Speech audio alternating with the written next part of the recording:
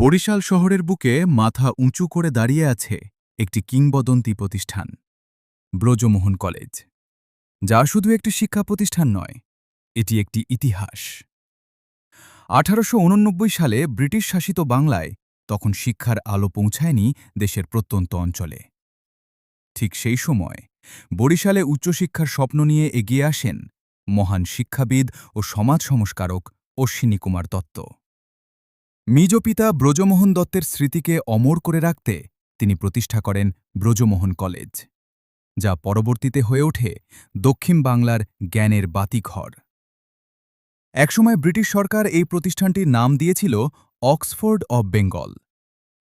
১৮৮৪ সালের ২৭ জুন জেলা ম্যাজিস্ট্রেট রমেশচন্দ্র দত্তের অনুরোধে মহাত্মা অশ্বিনী কুমার দত্ত তার পিতা কলকাতার জজ ব্রজমোহন দত্তের নামে ব্রজমোহন স্কুল প্রতিষ্ঠা করেন। পরবর্তীকালে অশ্বিনী কুমার তার পিতার নিকট থেকে এটিকে পূর্ণাঙ্গ কলেজে রূপান্তরের পরামর্শ গ্রহণ করেছিলেন।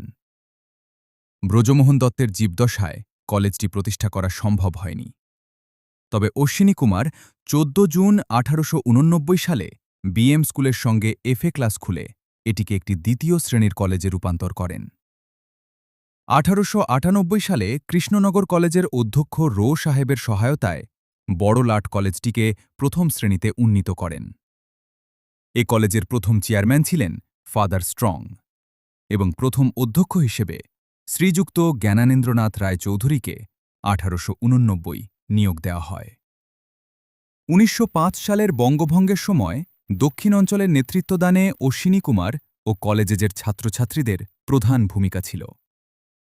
১৯০৬ সালে কলকাতা বিশ্ববিদ্যালয়ের নির্দেশে প্রেসিডেন্সি কলেজ ও সিটি কলেজের অধ্যক্ষদ্বয় যথাক্রমে মি. জেমস ও হেরম্ব মিত্রকে বিএম স্কুল ও বিএম কলেজ পরিদর্শনে পাঠানো হয়। পরিদর্শকের পক্ষপাতমূলক রিপোর্টের ফলে কলেজটি স্বীকৃতি না পেলেও তা উত্তরোত্তর সুখ্যাতি অর্জন করতে থাকে।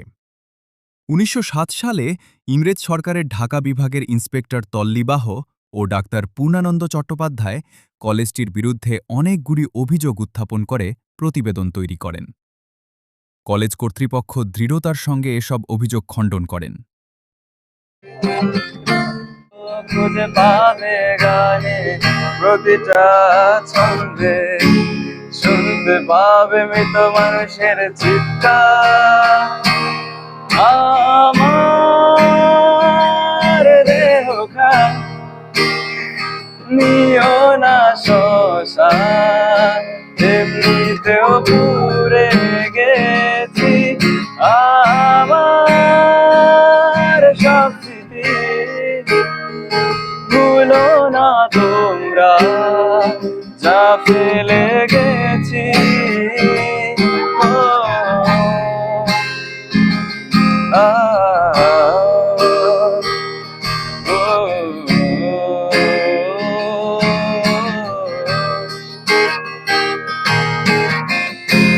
দেহ পাশে কেউ পেল না, গল্পগুলো রেখো অজানা, গানখানা থেকে খুঁজে নিও মোর সে গল্প,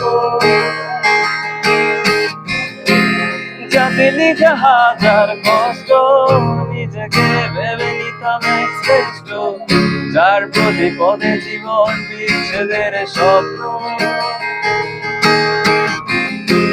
সেই দিনে এক গানে এক গল্পকারের গল্প খুঁজে পাবে না সেই গল্পকার। দিনগুলো খুঁজে পাবে গানে প্রতিটা ছন্দে, শুনতে পাবে মৃত মানুষের চিৎকার। দেহ খান নিও না শ্মশান, এমনিতেও পুড়ে গেছি আমার সব স্মৃতি। ভুলো না তোমরা যা ফেলে গেছি।